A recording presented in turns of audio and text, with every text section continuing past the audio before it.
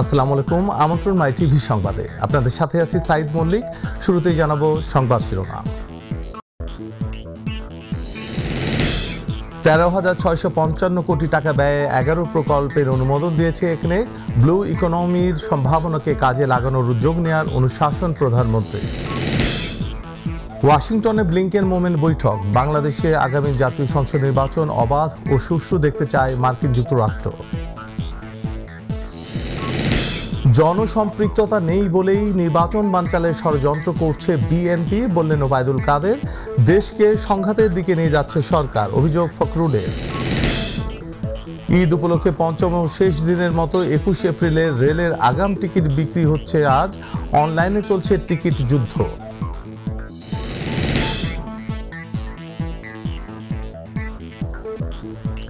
শুনছিলেন শিরোনাম, এবার জানিয়ে দিচ্ছি পুরো সংবাদ। 13,655 কোটি টাকা ব্যয়ে 11টি প্রকল্প অনুমোদন দিয়েছে জাতীয় অর্থনৈতিক পরিষদের নির্বাহী কমিটি একনেক। সকালে প্রধানমন্ত্রী শেখ হাসিনার সভাপতিত্বে একনেক বৈঠকে এই অনুমোদন দেওয়া হয়।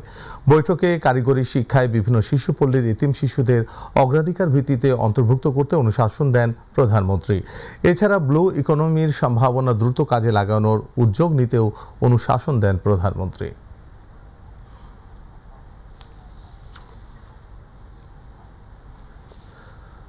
বাংলাদেশে আগামী জাতীয় সংসদ নির্বাচন অবাধ ও সুষ্ঠু দেখতে চায় মার্কিন যুক্তরাষ্ট্র। এক্ষেত্রে একটি মডেল নির্বাচনের তাগিদ দিয়েছে দেশটি। এই ব্যাপারে আশ্বস্ত করে যুক্তরাষ্ট্রের সহযোগিতা চেয়েছে বাংলাদেশ। ওয়াশিংটনে মার্কিন পররাষ্ট্রমন্ত্রী অ্যান্টনি ব্লিংকন ও বাংলাদেশের পররাষ্ট্রমন্ত্রী ডক্টর AK আব্দুল মোমেনের মধ্যে বৈঠকের পর বিষয়টি সাংবাদিকদের জানান ডক্টর মোমেন। সোমবার স্থানীয় সময় দুপুর 1:50 মার্কিন পররাষ্ট্র দপ্তরে বৈঠক অনুষ্ঠিত হয়। আলোচনার শুরুতেই মার্কিন পররাষ্ট্রমন্ত্রী রোহিঙ্গাদের আশ্রয় দেওয়ার জন্য বাংলাদেশের প্রশংসা করেন। একই সঙ্গে বাংলাদেশের অর্থনীতির অগ্রগতি নিয়েও কথা বলেন। পরে বাংলাদেশের পররাষ্ট্রমন্ত্রী তাঁর বক্তব্যে দুই দেশের মধ্যে বিদ্যমান সুসম্পর্কের কথা উল্লেখ করেন। তিনি এ সময় দীর্ঘদিন ধরে যুক্তরাষ্ট্রে অবস্থানরত বঙ্গবন্ধুর খুনিদের ফেরত দেওয়ার বিষয়েও কথা বলেন।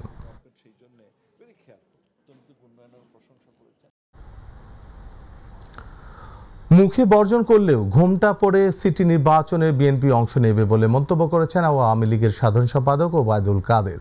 তিনি বলেন, এটাই দলটির ভণ্ডামি। জাতীয় নির্বাচনে 30টি আসনও পাবে না জেনেই বিএনপি নির্বাচন বানচালের ষড়যন্ত্র করছে বলে অভিযোগ করেন ওবায়দুল কাদের। বিভিন্ন পৌরসভা, উপজেলা, ইউনিয়ন পরিষদ নির্বাচনে বিএনপি ধানের শীষ ছিল না, কিন্তু ঘোমটা পরে স্বতন্ত্র প্রার্থী হচ্ছে। এই ঘোমটা পরা প্রার্থী কিন্তু সিটি নির্বাচনেও থাকবে। সিলেটের আরিফ, বর্তমান মেয়র, অলরেডি ঘোষণা দিয়েছে তিনি প্রার্থী হতে যাচ্ছেন। কাজে এরকম অন্যান্য সিটি কর্পোরেশনও দেখা যাবে ঘোমটা পরা এরকম স্বতন্ত্র। বিএনপি মহাসচিব মির্জা ফখরুল ইসলাম আলমগীর বলেছেন, দেশের মানুষের ভোটের অধিকার ফিরিয়ে দিতে আন্দোলন সংগ্রাম চালিয়ে যাচ্ছে বিএনপি। তিনি বলেন, কল্যাণমূলক রাষ্ট্র নির্মাণে লড়াই করে জনগণের সরকার গঠন করতে হবে। দুপুরে রাজধানীর একটি হোটেলে আয়োজিত অনুষ্ঠানে তিনি সব কথা বলেন। সরকার দেশকে ভয়াবহ পরিণতির দিকে নিয়ে যাচ্ছে বলেও মন্তব্য করেন বিএনপি মহাসচিব। বিএনপিকে ক্ষমতায় আনার জন্য নয়, বা শুধু আমরা কয়েকটা জোট একসাথে হয়েছি তাদের জন্য, জনগণের অধিকারকে ফিরিয়ে দেওয়ার জন্য, তার ভোটের অধিকারকে ফিরিয়ে দেওয়ার জন্য আজকে অবশ্যই একটা নিরপেক্ষ সরকার, তত্ত্বাবধায়ক সরকার রাখতে হবে নির্বাচনকালীন সময়ে।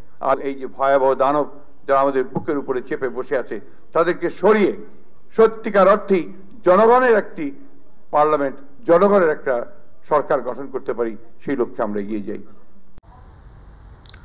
বৈশ্বিক অর্থনৈতিক পরিস্থিতি ও দেশের সার্বিক পরিস্থিতি বিবেচনায় সরকার সারের দাম বাড়াতে বাধ্য হয়েছে বলেও জানিয়েছেন কৃষিমন্ত্রী ডক্টর আব্দুর রাজ্জাক।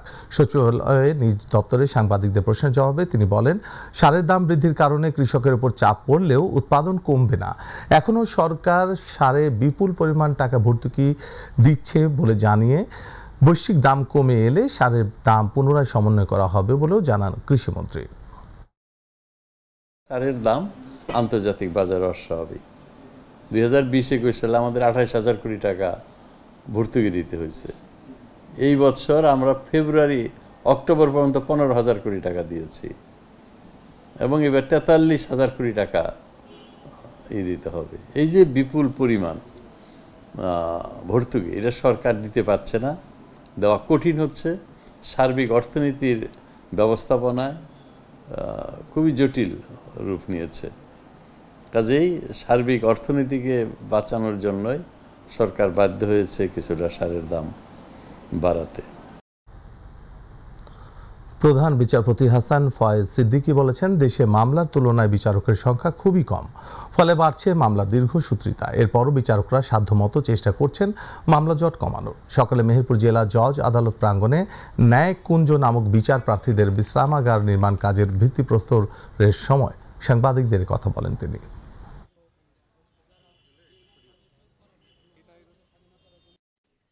জেলাতে আমরা প্রায় 50 লক্ষ টাকা দিতে পারবো। যেখানে বেশি লোকের সমাগম হয় সেখানে একটু বড় হবে বিশ্রামাগার, আর যেখানে কম্পারেটিভলি ছোট জেলা সেখানে একটু হয়তো কম বরাদ্দ হবে। আমি যারা এই বিশ্রামাগার, যেটাকে আমরা ন্যায়কুঞ্জ হিসাবে টার্ম করেছি, বিশ্রামাগারের যারা তৈরি করবেন, আমি সেই ঠিকাদার এবং আমাদের ইঞ্জিনিয়ার সাহেব যিনি তত্ত্বাবধান করবেন তাদেরকে বলবো যাতে করে এখানে কোনো পয়সা করে মিসইউজ না হয়। ঈদ উল ফিতর উপলক্ষে রেলের আগাম টিকিট নিতে এসে নানা জটিলতায় পড়েছেন যাত্রীরা। নিবন্ধনই করতে পারছেন না তারা। সার্ভার জটিলতার কারণে নিবন্ধন করেও অনেকে টিকিট না পাওয়ার অভিযোগ করেন। পঞ্চম ও শেষ দিনের মতো আজ 21 এপ্রিলের আগাম টিকিট বিক্রি করা হয়। ইউসুফ আলীর রিপোর্ট। স্বজনদের সাথে ঈদ করতে রাজধানী থেকে যারা গ্রামের বাড়িতে যাবেন তাদের যাত্রা নিশ্চিত করতে আগে থেকেই ট্রেন কিংবা বাসের টিকিট কাটতে হয়। এবছর রেলের সকল টিকিট অনলাইনে দেয়ায় দীর্ঘ সময় লাইনে দাঁড়ানোর ভোগান্তি কমলেও বেড়েছে বিড়ম্বনা। ওই পাশে গেলে বলে এই পাশে যাও, এই পাশে বলে যে টিকিট নাই, আবার বলছে নিবন্ধন করে আসো, এখন নিবন্ধন হচ্ছে না, এই তো বেড়ায় আছে। আমরা গরিব মানুষ তো, আমরা কাজ করে খাই, আমরা টিকিটটা নিয়ে দেন, আমরা বাইরে এলে বুঝি না, অনলাইন বুঝি না। আমরা বাসায় কাম করি, আপনার বাসায় কাম বাদ দিতে এলে প্রতিদিন আমু এগুলো ট্রাই করতে। টিকিট প্রত্যাশীদের দাবি, অনলাইনে টিকিট কাটার নিয়ম জানা না থাকায় বাড়ি যাওয়া অনেকটা অনিশ্চিত হয়ে পড়েছে। টিকিট দেয় না, আইডি কার্ড লাগবো, পরে আইডি কার্ড আবার বাসা থেকে নিয়ে আসলাম, আইসা এখন লাইন ধরছি, রেজিস্ট্রেশন করবো, তারপর টিকিট যদি পাই তাহলে বাড়িতে যাব, আর নাহলে বাসে যেতে হবে, এই আর কি সমস্যা হতে বলতেছে। আপনাদের আইডি কার্ড ছাড়া যাওয়া যাবে না, রেজিস্ট্রিং করার করতে হবে। রেজিস্ট্রিং করলে পরে যে টিকিট পাইতে যেতে পারবো, আর না পারলে মনে করেন যে ভাঙে জায়গায় যাবো। প্রতি মিনিটে 18 লাখ লোক সার্ভারে প্রবেশ করতে চাওয়ায় অনেকেই প্রবেশ করতে পারছেন না। তারপরও শতভাগ স্বচ্ছতার সাথে প্রতিদিন টিকিট বিক্রি করা হচ্ছে বলে জানান Kamalapur rail station manager Masud Sarwar. আজকে টিকিট ক্রয় নিয়ে বা কাটা নিয়ে তেমন কোনো অভিযোগ শুনতে পাইনি। আজকে আপনার প্রথম হাফ অ্যান আওয়ারে, অর্থাৎ 8টা থেকে 8টা 30 পর্যন্ত ভিড় পড়েছে 1 কোটি 10 লক্ষ প্রায়। আর আপনারা জানেন যে আমাদের ইউজার আছে, আমাদের রেজিস্ট্রেশন প্রায় 18 লক্ষের উপরে। ইউসুফ আলী, মাই টিভি, ঢাকা। ভারতীয় সিনেমা আমদানির অনুমতি দিয়ে প্রজ্ঞাপন জারি করা হয়েছে। বছরে 10টি করে ভারতীয় সিনেমা মুক্তি পাবে বাংলাদেশে, এ সংক্রান্ত এক প্রজ্ঞাপন জারি করেছে তথ্য মন্ত্রণালয়।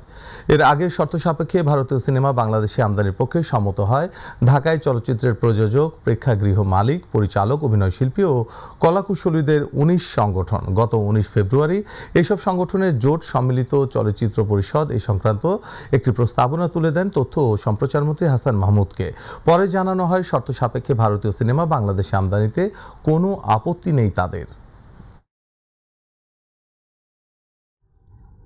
ঈদ বাজারের খবর।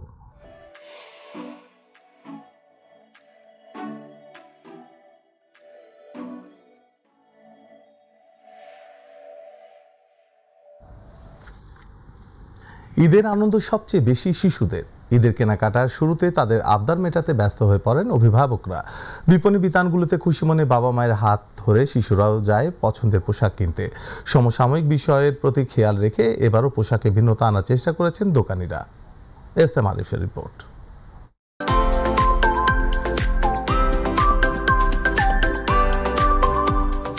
শিশুদের কাছে ঈদ মানেই নতুন পোশাক। ঈদকে সামনে রেখে সন্তানের পছন্দের পোশাকটি কিনতে বিপণী বিতানগুলোতে ভিড় করছেন অভিভাবকরা।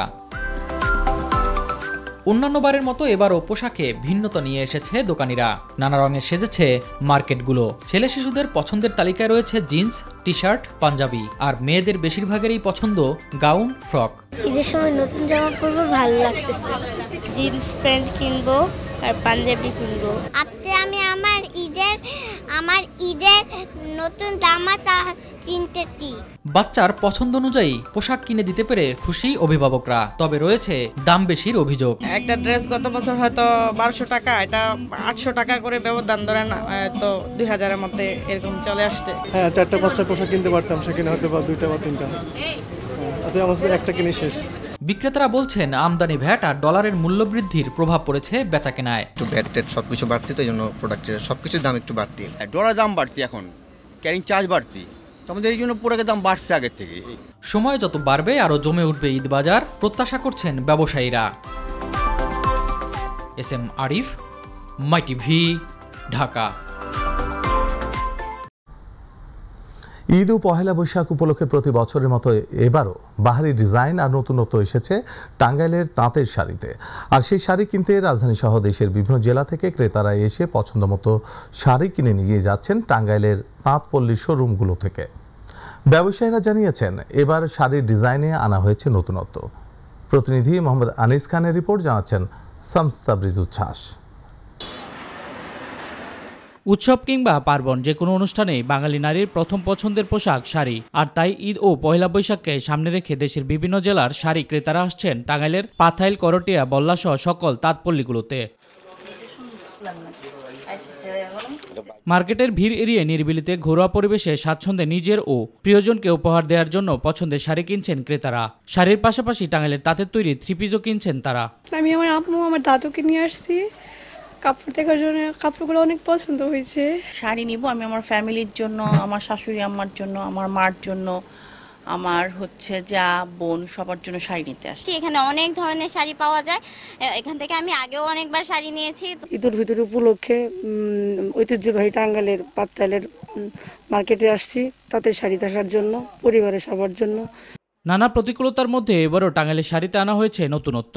শাড়ি বিক্রেতারা বলছেন ইতিমধ্যে শাড়ি বিক্রি শুরু হয়েছে। ঈদ যতই এগিয়ে আসবে শাড়ি বিক্রি ততই বৃদ্ধি পাবে।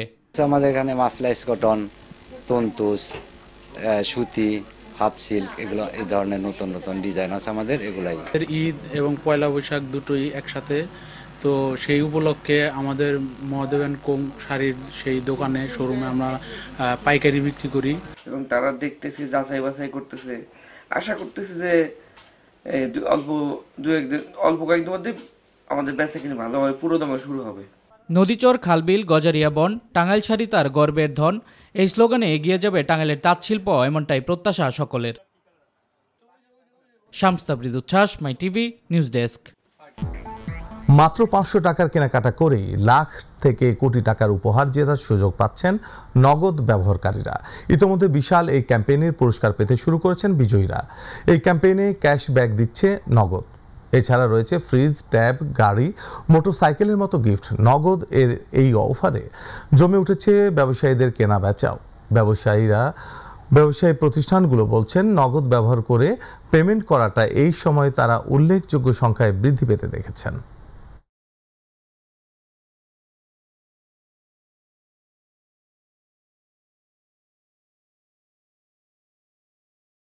এখানে শুধু কোটি টাকার গাড়ি না, আসলে এটার সাথে আসলে আরও অনেক উপহার আছে। প্রায় 10 কোটি টাকার এবার আমরা উপহার দিচ্ছি।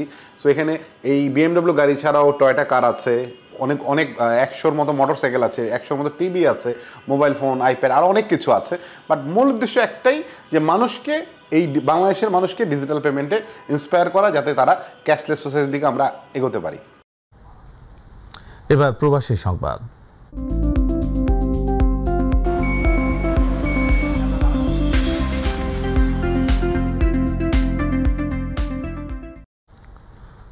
পবিত্র মাহে রমজান উপলক্ষে প্রবাসীদের মাঝে ইফতার বিতরণ করেন যুবলীগ বাহরাইন শাখা। সোমবার বাহরাইনের রাজধানী মানামায় যুবলীগের রমজান মাসের কর্মসূচির অংশ হিসেবে এই ইফতার বিতরণ করা হয়।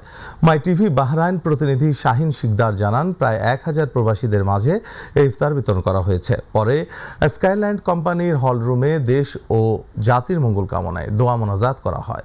এ সময় অন্যান্যদের মধ্যে উপস্থিত ছিলেন যুবলীগ সভাপতি মুজিবুর রহমান, সাধারণ সম্পাদক বকুল সূত্রধর, শাহ আব্দুল হক, কালাম মজুমদার, মোশারফ মুসু, ইমরান সরকার, মিজান, শাহাবুদ্দিন, সেলিম হাসান, শরীফ মাসুদ, শাহপরান সহ অনেকে। প্রবাসী জাতির পিতার আদর্শ শেখ হাসিনার ভিশন 2030 বাস্তবায়নে মালয়েশিয়ায় যাত্রা শুরু হলো বঙ্গবন্ধু ফাউন্ডেশনের। গতকাল সন্ধ্যায় বুকি বিনতাং এর একটি রেস্তোরাঁয় এ উপলক্ষে সংবাদ সম্মেলন ও ইফতার মাহফিলের আয়োজন করা হয়। এ সময় উপস্থিত ছিলেন বঙ্গবন্ধু ফাউন্ডেশনের যুগ্ম আহ্বায়ক দাতু আব্দুর রউফ লিটন, সদস্য সচিব বশির আহমেদ ফারুক, সদস্য রাশেদ বাদল, মোহাম্মদ আব্দুল বাতেন, SK সেন্টু, হুমায়ুন কবির, SM মামুনুর রশিদ, সোনাহার রশিদ, মোহাম্মদ সৌরভ, মোহাম্মদ মতিন সরকার, শাহ আজিজুর রহমান শান্ত, তোফাজ্জল বিন খলিল, মিতু আক্তার, সালমা আক্তার, তসলিমা হক ভাবনা, মোহাম্মদ মনিরুজ্জামান মনির, সরফরাজ অঞ্জন, মাহমুদা আক্তার মুক্তা ও আবুল হাশেম সহ আরও অনেকে।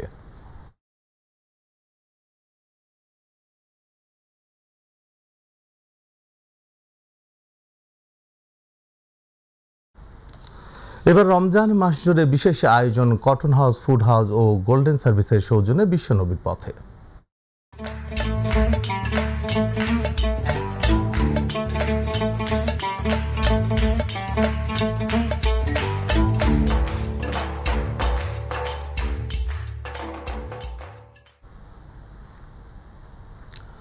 জান্নাতুল বাকি, আরবিতে বলা হয় বাকিউল গারকাদ বা মকবরাতুল বাকি।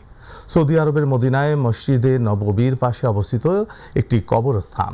এটি মসজিদে নববীর দক্ষিণ পূর্ব দিকে অবস্থিত। কথা মতে জান্নাতুল বাকিতে অন্তত 10,000 সাহাবার কবর রয়েছে। এই কবরস্থানটি ঐতিহাসিকভাবে গুরুত্বপূর্ণ। এখানে মুহাম্মদ সাল্লাল্লাহু আলাইহি ওয়াসাল্লাম এর অনেক আত্মীয় ও সাহাবীকে দাফন করা হয়েছে। বিস্তারিত আব্দুল হালিম নিহনের প্রতিবেদনে। জান্নাতুল বাকি মসজিদে নববীর পূর্ব দিকে অবস্থিত। জান্নাতুল বাকিতে প্রায় 10,000 সাহাবার কবর রয়েছে, কিন্তু কোনো কবর চিহ্নিত নেই। জান্নাতুল বাকিতে নবী করিম সাল্লাল্লাহু আলাইহি সাল্লামের পরিবারের অধিকাংশ সদস্য থেকে শুরু করে সাহাবা, পীর, আউলিয়া, গাউস, কুতুব, বুজুর্গ এবং প্রচুর মুসলমানের কবর বিদ্যমান। এই কবরস্থানের গোড়াপত্তন ইসলামের সূচনা লগ্ন থেকেই। হযরত রাসূলুল্লাহ সাল্লাল্লাহু আলাইহি সাল্লাম প্রায় শেষ রাতে জান্নাতুল বাকিতে যেতেন এবং দোয়া করতেন। দোয়ায় নবী করিম সাল্লাল্লাহু আলাইহি সাল্লাম বাকি কবরবাসীদের জন্য ক্ষমা প্রার্থনা করতেন। মদিনায় অবস্থানরত হজ পালনকারীদের মৃত্যু হলে জান্নাতুল বাকিতেই দাফন করা হয়। সে সঙ্গে মদিনাবাসী এখানে দাফনের সুযোগ পান। এখনো প্রতিদিন এখানে লাশ দাফন করা হয়, তবে বাকি কবরস্থানের শুরুর অংশে এখন আর নতুন করে কাউকে কবর দেয়া হয় না, কারণ এই অংশেই রয়েছে সাহাবাদের কবর। জান্নাতুল বাকি জিয়ারতের জন্য ফজর ও আসরের নামাজের পর খুলে দেওয়া হয়। তখন শুধু পুরুষরা জিয়ারতের জন্য ভিতরে যেতে পারেন, কারণ নারীদের জন্য ইসলামের শরীয়তে কবর জিয়ারত করা বৈধ নয়। ইসলামের স্কলারদের মতে জান্নাতুল বাকিতে সমাহিতদের প্রতি সালাম দেওয়ার সুন্নত পদ্ধতি হলো অনির্দিষ্টভাবে সবাইকে একসঙ্গে সালাম দেওয়া ও তাদের জন্য দোয়া করা। আব্দুল হালিম নিহন, মাই টিভি, সৌদি আরব। আন্তর্জাতিক অঙ্গনের খবর।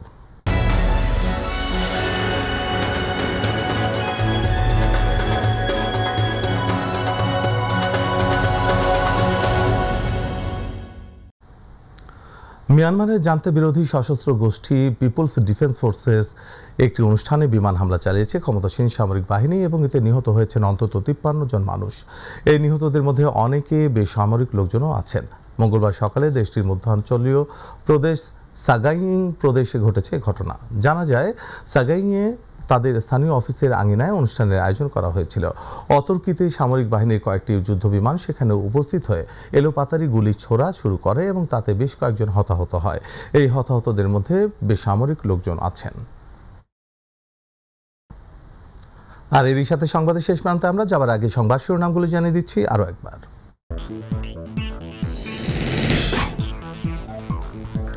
13,655 কোটি টাকা ব্যয়ে 11 প্রকল্পের অনুমোদন দিয়েছে একনেক। ব্লু ইকোনমির সম্ভাবনাকে কাজে লাগানোর উদ্যোগ নেওয়ার অনুশাসন প্রধানমন্ত্রী। ওয়াশিংটনে ব্লিংকেন মোমেন্ট বৈঠক। বাংলাদেশে আগামী জাতীয় সংসদ নির্বাচন অবাধ ও সুষ্ঠু দেখতে চায় মার্কিন যুক্তরাষ্ট্র। জনসম্পৃক্ততা নেই বলেই নির্বাচন বানচালের ষড়যন্ত্র করছে বিএনপি, বললেন ওবায়দুল কাদের। দেশকে সংঘাতের দিকে নিয়ে যাচ্ছে সরকার, অভিযোগ ফখরুলের। ঈদ উপলক্ষে পঞ্চম ও শেষ দিনের মতো 21 এপ্রিলের রেলের আগাম টিকিট বিক্রি হচ্ছে আজ। অনলাইনে চলছে টিকিট যুদ্ধ।